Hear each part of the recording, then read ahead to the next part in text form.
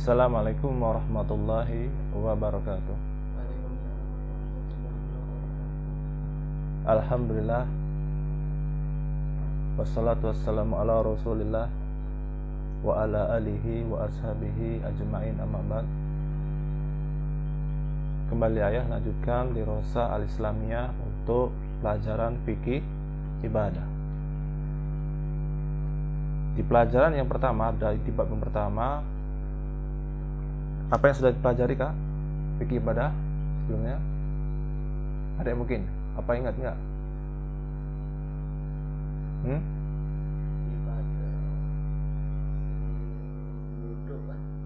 Waduh, buku 1 sudah lewat. Apa? Sholat sunnah. Apa? Rawatib. Apa itu sholat sunnah rawatib?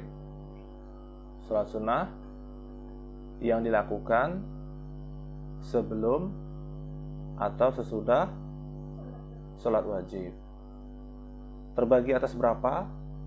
Terbagi atas 2. Apa aja pembagiannya? Yang pertama, sholat sunnah rawatib muakkad yang ditekankan. Yang kedua, sholat sunnah rawatib ghairu muakkad. Yang muakkad ada berapa rakaat? Sholat sunnah rawatib yang sangat ditekankan sehari semalam ada berapa rakaat? 12 rakaat. Apa aja itu? Ya kakak, dari mulai sholat zuhur dulu. Yang mengiring sholat zuhur ada 6 rakaat. Zuhur. Sholat zuhur itu yang mengiringi ada 6 rakaat. Bagaimana pembagiannya? 6 rakaat itu 4 rakaat sebelum zuhur, 2 rakaat setelahnya, 6. Kemudian salat apa lagi yang memiliki rawatib? Asar ada enggak? Asar enggak ada yang muakkad. Maghrib ada enggak maghrib? Ada muakkad. Berapa rakaat salat maghrib muakkadnya? Rawatib muakkadnya 2 rakaat setelah maghrib. Kemudian salat isya itu 2 rakaat rawatib yang muakkadnya. Jadi udah berapa? 6 tambahin maghrib 2 tambahin isya 2 jadi 10. Tadi berapa jumlahnya? 12. 2 rakaat lagi yang mengiring sholat subuh. Sholat subuh 2 rakaat sebelum. Jadi kalau dari awal 4 rakaat sebelum zuhur, 2 rakaat setelah zuhur, 2 rakaat setelah maghrib, 2 rakaat setelah isya, 2 rakaat sebelum subuh. Itulah 12 rakaat sehari semalam sholat sunnah rawatib yang muakkad, yang ditekankan. Sekarang yang ghairu muakkad. Yang ghairu muakkad di mana saja yang ghairu muakkad? Yang pertama 2 rakaat setelah zuhur, ghairu muakkad. Kemudian 4 rakaat sebelum asar. Kemudian 2 rakaat sebelum maghrib. Itulah yang ghairu muakkad. Jadi kalau zuhur ditambah antara yang muakkad dengan yang ghairu muakkad, ada berapa salat rawatibnya? Yang muakkad tadi 6. Yang ghairu muakkad 2. Jadi 6 tambah 2? Mana 6 2 tambah 2 10? 6 tambah 2 8. 8. 4 rakaat sebelum zuhur yang semuanya muakkad. Kemudian 4 rakaat setelah zuhur. 2 rakaatnya muakkad, 2 rakaatnya lagi ghairu muakkad. Kemudian juga ada dalil secara umum. Apa dalil secara umumnya? Setiap antara azan dan iqamah itu ada sholat sunnah 2 rakaat. Itu ghairu muakkad juga. Ya, Kak, diulang-ulang lagi, Kak. Ini kalau kakak nggak ngulang, jauh banget ketinggalannya nih. Buku 1 aja mungkin kakak udah banyak lupa kalau ayat tes. Yakin nggak? Bisa jawab ayat tes yang buku 1. Ayat yang paling aku. Baik, ini udah 5 menit murojaahnya, kelamaan ini. Sekarang masuk ke bab yang kedua, sholat duha. Ini masih pembahasan terkait dengan sholat-sholat sunnah. Jadi yang buku pertama itu sudah selesai untuk bahasan sholat-sholat yang wajib. Sholatnya 5 waktu, sholat Jumat, sholat berjamaah. Jadi buku yang pertama. Di awal-awal juga sudah dijelaskan tentang air dan wudhu. Sekarang yang buku kedua di sini itu untuk pelajaran fikih ibadah itu khusus untuk atau fokus kepada sholat-sholat sunnah. Bab yang kedua sholat duha, ya mulai baca. Sholat duha adalah sholat yang dikerjakan dikerjakan setelah matahari terbit. Setelah matahari terbit, ini waktunya. Setinggi 1 tombak sehingga di batasan awalnya sejak matahari terbit setinggi 1 tombak. Apa maksudnya? Terbit setinggi 1 tombak. Oke, nanti dijelaskan sih.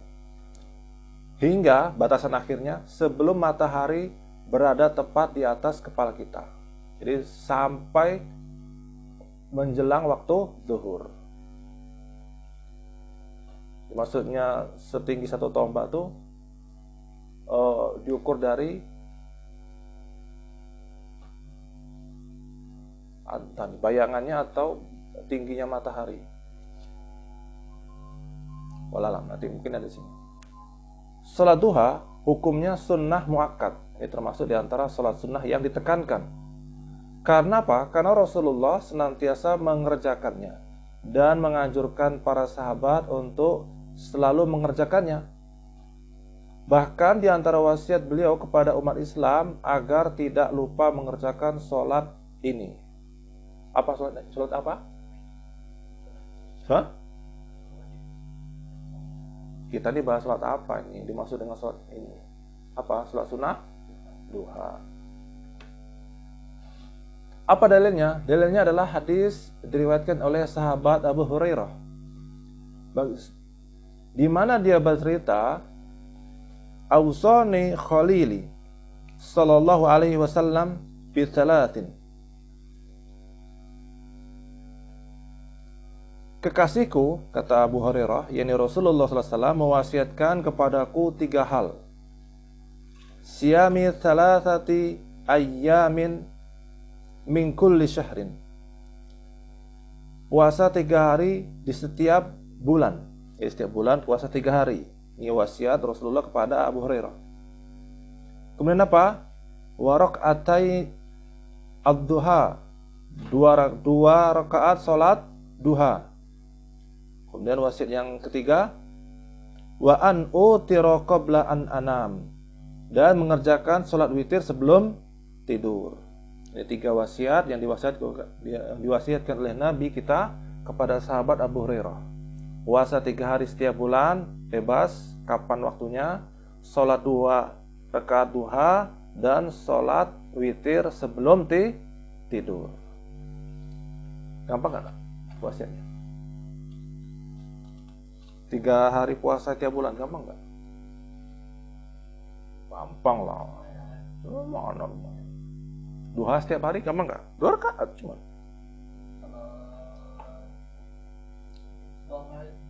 Ya bisa. Witir sebelum tidur, gampang nggak? Witirnya panjang. Oh ya bisa. Witir tuh 1 rakaat bisa, 3 rakaat bisa. Yang berat itu kalau witir setelah tidur, itu berat. Iya, wasiat Nabi itu ringan kepada Abu Hurairah. Asal yang sedikit itu dirutinkan. Asal apa, Kak? rutinkan. Yang sedikit asal rutin. Wasiat tersebut diriwayatkan juga oleh Abu Darda, di mana ia berkata, kekasihku, kata Abu Darda, ini Rasulullah SAW mewasiatkan 3 hal kepadaku, dan aku tidaklah akan meninggalkannya selama aku masih hidup, yaitu puasa 3 hari pada setiap bulan, mengerjakan sholat duha, dan tidak tidur sebelum sholat witir. Sama wasiatnya. Keutamaan sholat duha. Sholat duha ini memiliki banyak keutamaan, antara lain, yang pertama, sebagai sedekah bagi seluruh anggota tubuh. Sholat duha itu sebanding dengan sedekah seorang hamba yang mengerjakan sholat ini terhadap jumlah tubuhnya, jumlah organ tubuhnya. Ini di hadisnya, coba kita baca hadisnya. Rasulullah SAW bersabda, ayo langsung baca artinya ya. Tiap-tiap ruas anggota tubuh, tiap-tiap ruas ya, jari, tangan, lengan, harus dikeluarkan sedekahnya, kata Nabi. Setiap tasbih, yakni ucapan subhanallah, adalah sedekahnya. Setiap tahmid, bacaan alhamdulillah, adalah sedekahnya. Setiap tahlil, bacaan la ilaha illallah, adalah sedekahnya. Setiap takbir, ini bacaan Allahu Akbar, adalah sedekahnya. Menyuruh untuk berbuat baik pun sedekahnya. Dan mencegah kepada kemungkaran juga sedekahnya. Jadi sedekah itu tidak hanya dalam bentuk uang. Jadi berzikirnya kita, menyuruh kepada yang baik, mencegah dari yang mungkar, itu bentuk sedekah kita kepada Allah. Ini sedekahnya kepada Allah maksudnya. Semua itu bisa dicukupi, ini bisa digantikan dengan melakukan sholat 2 rakaat duha. Di seluruhnya ini sholat duha ini sebanding dengan sedekah seorang hamba terhadap anggota tubuhnya. Sebagai bentuk syukur kepada Allah, kita bersedekah, bersyukur dengan sholat duha 2 rakaat. Kemudian keutamaan yang kedua, akan diberikan kecukupan oleh Allah, di mana Rasulullah SAW bersabda, yang artinya Allah yang Maha Perkasa lagi Maha Mulia berfirman dalam hadis qudsi. Nah, kalau Allah berfirman dalam satu lafaz hadis disebutkan Allah berfirman, artinya hadis qudsi.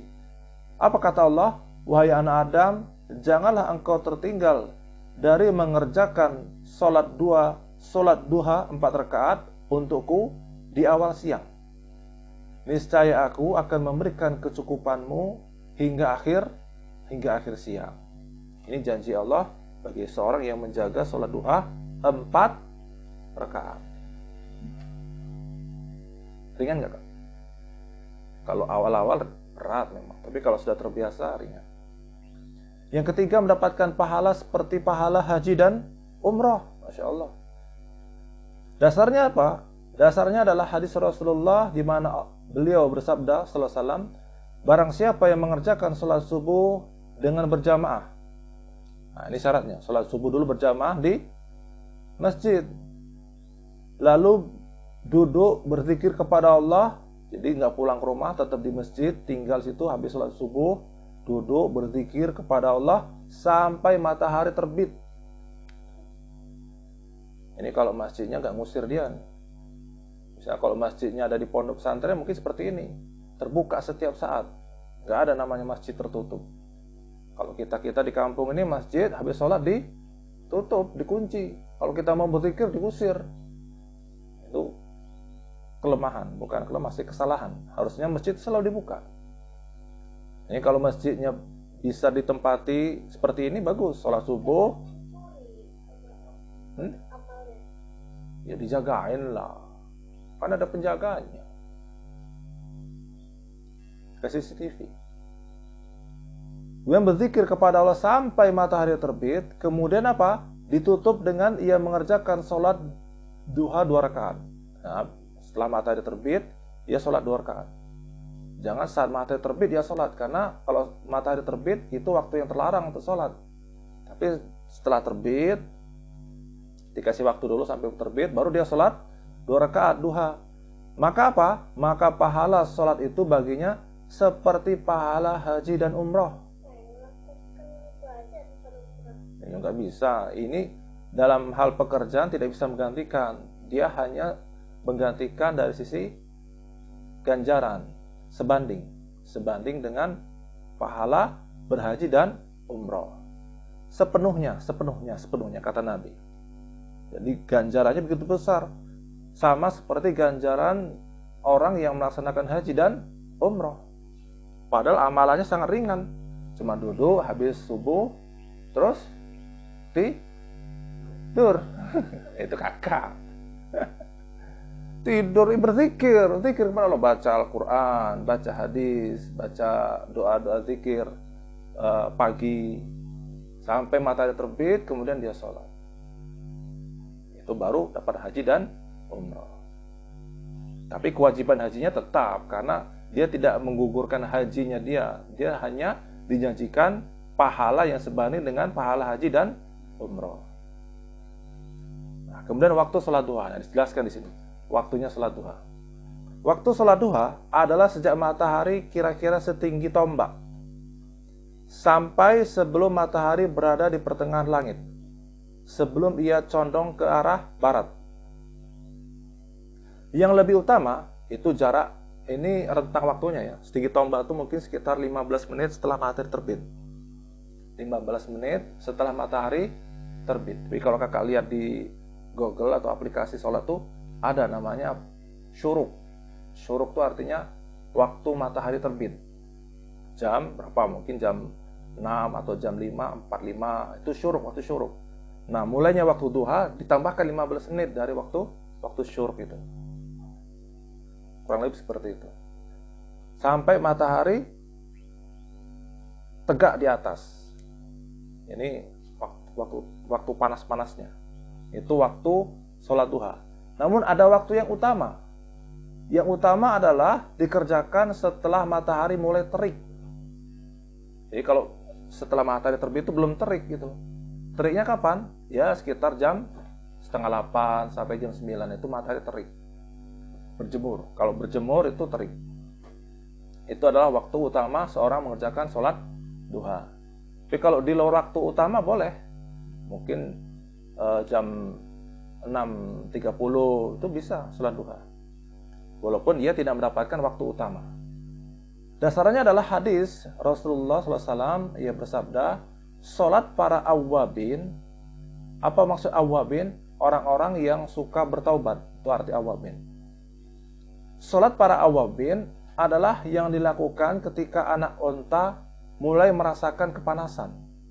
Ya, maksudnya apa? Biasanya onta itu sering berjemur kan pagi-pagi itu di padang pasir lah ya. Ya kalau sudah mulai terik, anak onta itu pasti kepanasan dia. Dia berangkat berdiri dari tempat duduknya. Nah, itu waktu yang utama. Ya, ini permisalan Nabi di zaman dia, di tempat dia. Kalau di kita ya kira-kira kalau orang berjemur itu sudah merasakan panas lah di kulitnya. Itu waktu yang utama. Jadi siapa saja boleh mengerjakan sholat duha setelah matahari terbit sekitar kira-kira 1 tombak. Jadi siapa saja boleh mengerjakan sholat duha setelah matahari terbit sekitar kira-kira 1 tombak. Sebab hal itu tidak dilarang. Jadi yang dilarang itu saat matahari terbit. Jadi kalau setelah matahari terbit sekitar 1 tombak tadi itu boleh. Namun bagi yang ingin mengerjakan setelah teriknya matahari mulai terasa, maka yang demikian itu lebih utama. Asalkan ia mengerjakannya sebelum waktu yang dilarang. Kapan itu? Sesaat sebelum waktu zuhur. Sesaat sebelum waktu zuhur. Sekarang jumlah rakaat sholat duha. Jadi zaman dulu, zaman Nabi itu nggak mengenal jam. Dia mengenalnya apa? Dia diperkirakan dengan setinggi tombak, setinggi bayangannya. Seperti itu. Jamnya pakai jam bayangan, jam perkiraan. Jumlah rakaat sholat duha disyariatkan kepada setiap muslim mengerjakan sholat duha sebanyak 2 rakaat, atau bisa juga 4 rakaat, atau bisa juga 6, 8, langsung lompat ke 12. Berapa kak? 2, 4, 6, 8, 10 nggak ada, langsung 12. Dan jika mau, dia boleh mengerjakannya 2 2 rakaat, 2 rakaat. Jadi yang tadi 2, 4, 6, 8 itu dikerjakan 2 rakaat, 2 rakaat. Kalau seorang yang mengerjakan 8 rakaat, ya 2 rakaat, 2 rakaat, 4 kali sholat. Rasulullah SAW bersabda, sekali lagi,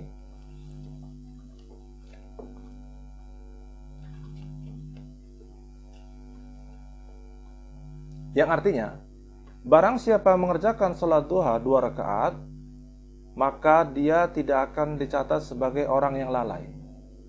Ini janji Allah.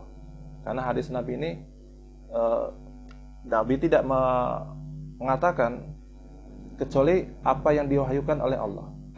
Jadi apabila dia mengerjakan 2 rakaat, ganjarannya apa? Ia tercatat sebagai orang yang tidak lalai.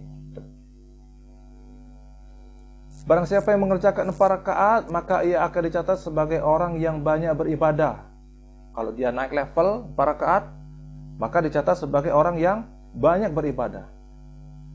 Naik level lagi, barang siapa yang mengerjakan 6 rakaat, maka ia akan dicukupkan pada hari itu. Insya Allah. Ini kalau orang yang berdagang, yang berusaha, selalah dia 6 rakaat, berapa tadi? 6 rakaat.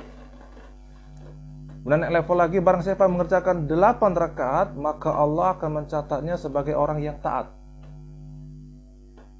Terakhir, level terakhir, ini bosnya ini. Barang siapa mengerjakan 12 rakaat, 12 rakaat itu sama kayak sholat tarawih kayak. Sholat tarawih 11 ya, bukannya. 12 rakaat, maka Allah akan membangunkan baginya sebuah rumah di Kaledoni. Enggak. Di surga. Rendah kak rumah di Kaledoni itu, gak ada apa-apanya, lewatlah, soal surga. Sholat. Maka Allah akan bangunkan baginya rumah di surga. Gampang gak? Sholat 8 rakaat. 12 rakaat ya. Ya, kalau dibandingkan dengan ganjarannya rumah di surga, Rumah di surga tuh kan bisa minta daripada belum tentu dikasih. Kalau ini sudah Allah janjikan. maksudnya belum tentu dikasih. Ya kan nggak ada nas bisa dikasih apa enggak. Nggak ada dalilnya. Ini sudah ada dalilnya. Maksudnya Allah sudah janjikan ini. Allah akan bangunkan baginya rumah di surga. Daripada orang bangun rumah di sini, di perumahan Pondok Indah apa di mana di Kaledoni Indah, sudah berjuang mati-matian, sudah pinjam ke bank sana, pinjam ke bank sini, paling dapatnya rumah seperti itu. Kesimpulan, salat duha hukumnya sunnah muakkad. Ditekankan, salat duha memiliki banyak keutamaan bagi seorang muslim untuk meningkatkan keimanannya kepada Allah. Salat duha dilakukan sejak matahari terbit sehingga setinggi tombak, tadi ya 15 menit setelah waktu syuruk kira-kira, sampai sebelum matahari berada di pertengahan, sampai sesaat menjelang zuhur. Kemudian yang keempat, kesimpulannya, sholat duha dilakukan minimal 2 rakaat, maksimal berapa?